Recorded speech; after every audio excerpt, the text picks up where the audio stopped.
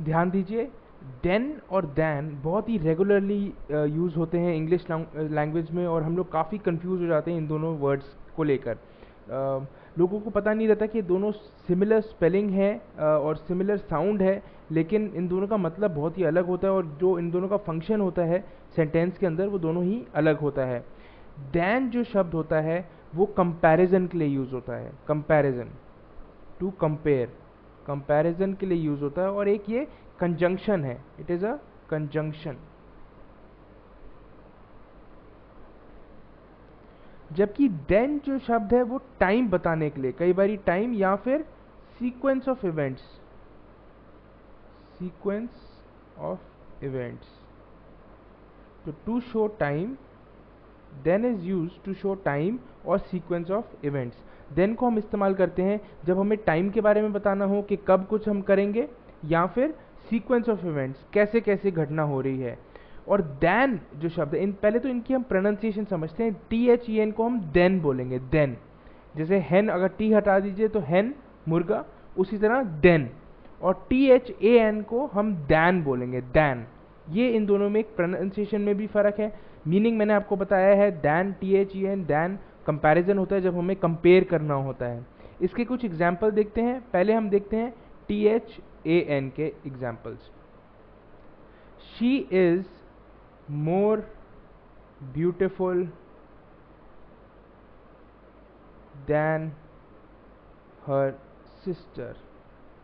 तो हमने कंपैरिजन करा उसका, उसकी बहन से कंपैरिजन करा, तो हमने दैन का इस्तेमाल करा। ये देखिए, I like Chinese food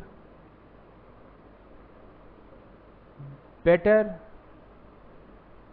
then Italian.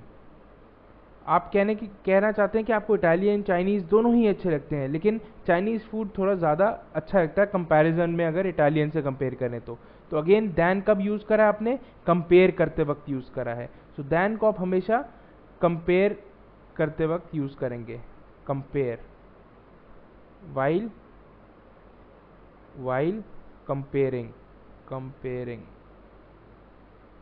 जब भी हम कंपेयर करेंगे तो दैन का इस्तेमाल करेंगे। एक और एग्जांपल देखते हैं। रवि इज ओल्डर देन किशोर। तो अगेन कंपैरिजन है, ओल्डर, यहाँ पे बेटर, ऊपर हमने मोर ब्यूटीफुल। जहाँ पे भी कंपैरिजन आएगा वहाँ पे आप देन का इस्तेमाल करेंगे। काफ़ी सिंपल है ये। दूसरे एंड पे हम देन कब इस्तेमाल करेंगे? देन मैंने आपको बताया, either while showing to show time, either to show time और sequence of events। अब मैं आपको थोड़े एग्जांपल्स देता हूँ, उससे आपको पता लगेगा। जैसे I will reach your place by 5, can we meet then? मैं तुम्हारे घर 5 बजे तक पहुंच जाऊंगा, तब हम मिल सकते हैं क्या? आप पूछना चाह रहे हैं। तो देन आपने इस्तेमाल करा टाइम के लिए, बताने के लिए कि कब, जब मैं पहुंच जाऊंगा तब हम मिल सकते हैं क्या। एक और एग्जांपल देखिए आप, I will get free from the meeting in an hour, I will call you then. Again आप बता रहे हैं 1 घंटे में आप फ्री हो जाएंगे और फिर आप करेंगे, तो देन अगेन टाइम शो करने के लिए। फिर और कब आप देन को इस्तेमाल करते हैं? सीक्वेंस ऑफ इवेंट्स के लिए। देखिए, फिनिश योर फूड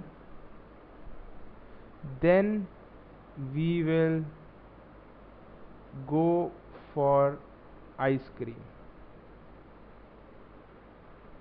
आप कह रहे हैं अपना खाना खा लीजिए फिर हम आइसक्रीम, तो फिर जब हिंदी में आता है तो वो देन, सीक्वेंस बता रहे हैं, पहले खाना फिर आइसक्रीम। उसी तरह एक और एग्जांपल देखिए, आई वेंट टू चंडीगढ़